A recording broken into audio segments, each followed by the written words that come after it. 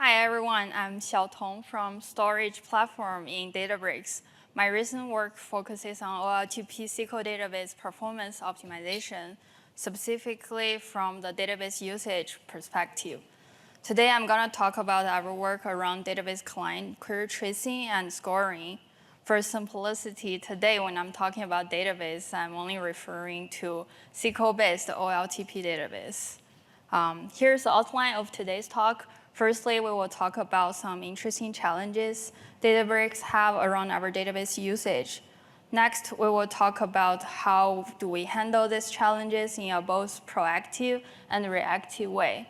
So by reactive, I mean whenever existing anti-pattern usage causing an incident, how are we handling them effectively? By proactive, I mean instead of being incident-driven, how do we enforce this? There's no new anti-pattern being added. First of all, how does things look like in Databricks? In Databricks, thanks to our high growth products usage, we have a lot of interesting challenges in this domain.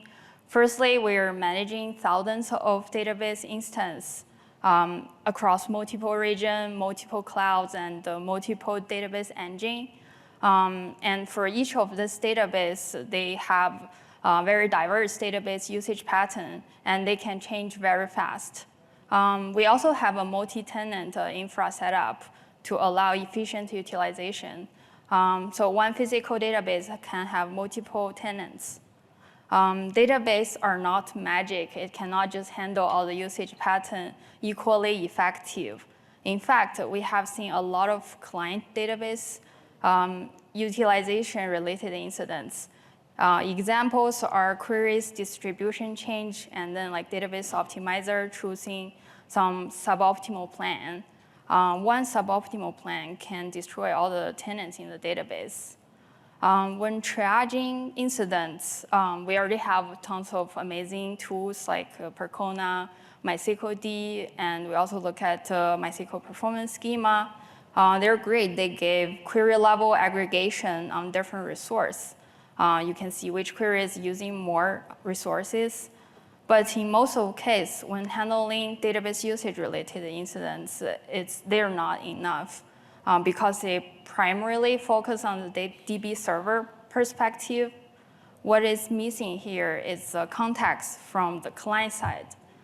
They're actually super important when handling DB usage-related incidents, especially for the multi-tenant setup. For example, in this graph, several tenants are sharing the same physical database. Among all the tenants, one of them is issuing some expensive query to the database and increase the overall stress. Now, if we look at the Percona, most likely we will see a global increase of the load.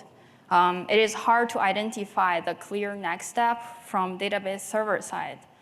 But with the database client query tracing, like this setup, we can actually carry the custom ID to, so that we can aggregate on a customized view, like this. So here in this graph, X is the time and Y is the database time spent.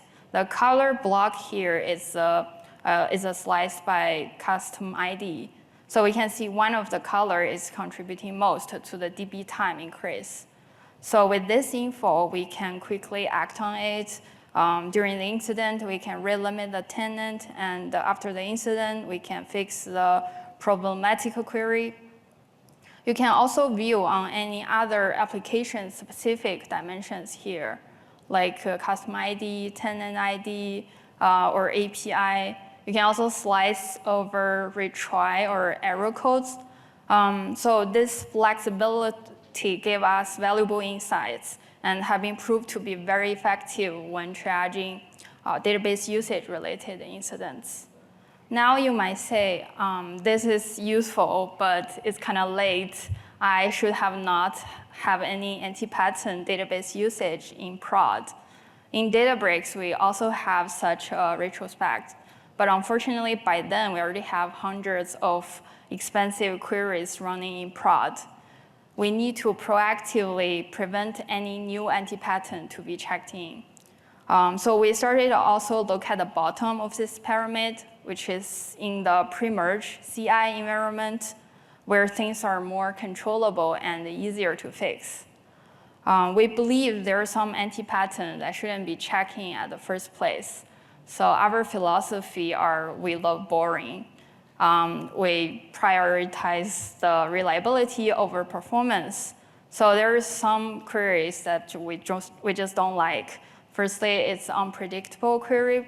If the query execution plan is unpredictable, some optimizer can decide to use suboptimal plan. We should always specify the execution plan by pinning the index, join case, or union case. Two, if the queries is complicated, most of the time it's actually because you embedded your business logic in your query. So those logic should actually be offloaded to application. Third is some efficient query can actually be rewrite into more efficient way, but produce the same results. Last, like query without timeout limit, they can be long hanging. Thus, we introduce a query scorer, which is a rule-based scorer in the database client in CI. Query scorer would check, warn, and ban some bad patterns proactively. It will run over all the queries in CI environment, which give an early signal in our dev loop and preventing anti-pattern to be checked in. So we will go over some of the disallowed queries. This one is due to select for updates pattern.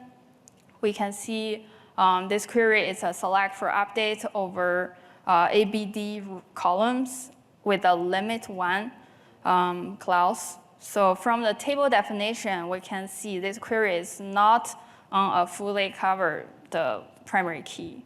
So a quick quiz time, if there is 200K rows match A and B, but there is only 0 rows match D, how many rows will be examined?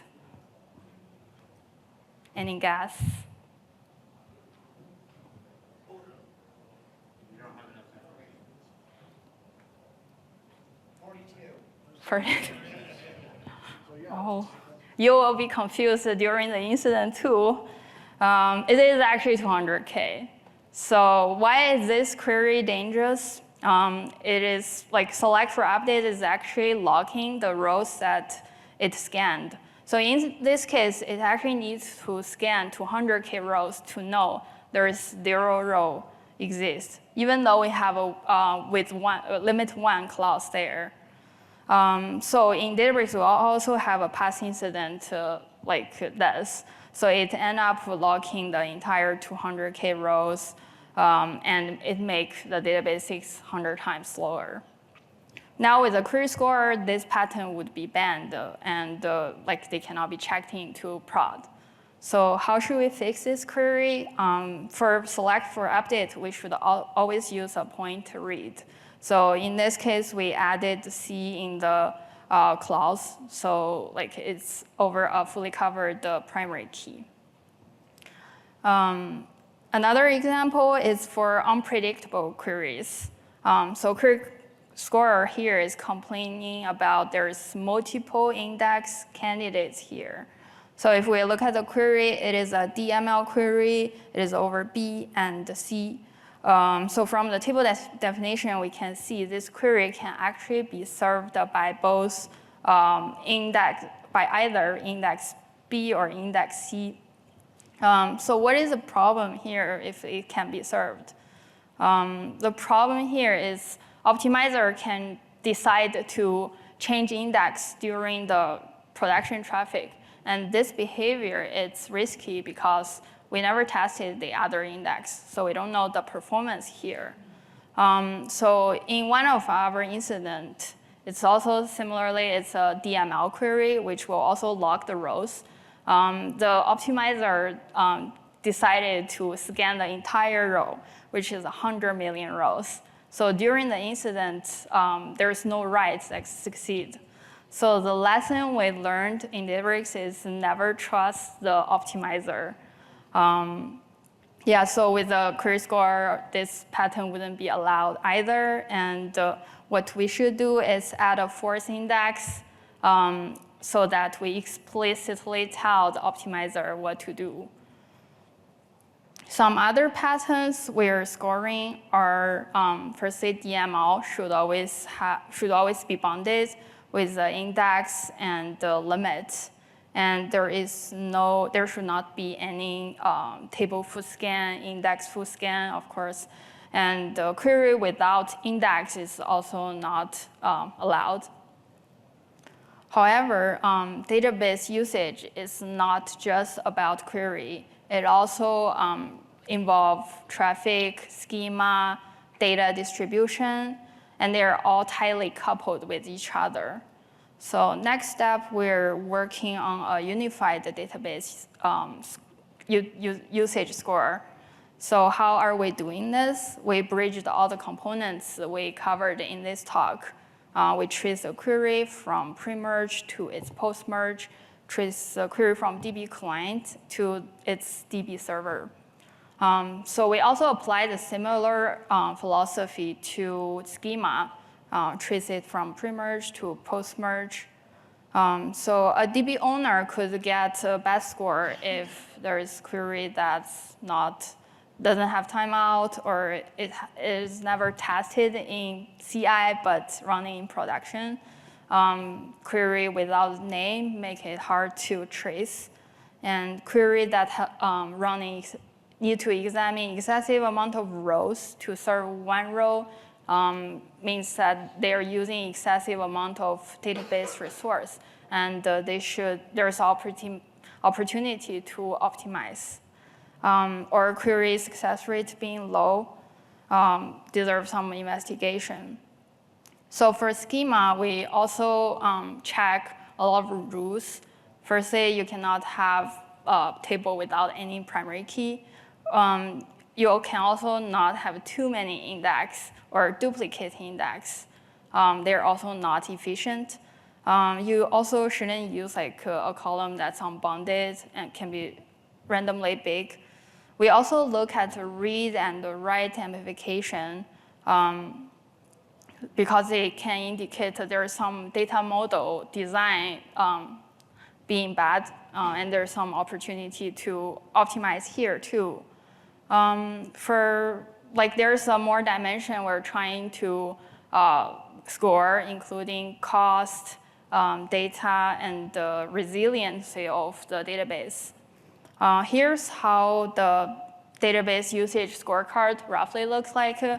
Every DB will have a score, total score, and they have different dimensions, including traffic, query, and schema. All this scorecard data, including the client query tracing, all of those are built on top of Databricks products. So you can also build something similar quickly as a Databricks customer. So a quick recap to what we discussed. How do we both reactively and proactively managing database usage for thousands of databases in Databricks? By reactively, we have client query tracing that provides very rich client context, help us to root cause several incidents, and it proved to be very effective. And by proactively, we have database usage scorecard that enforce the database best practice across different dimensions, including data traffic, schema, and query. So all of them provide a safeguard to our database best practice, and we are managing 100 service team through this mechanism.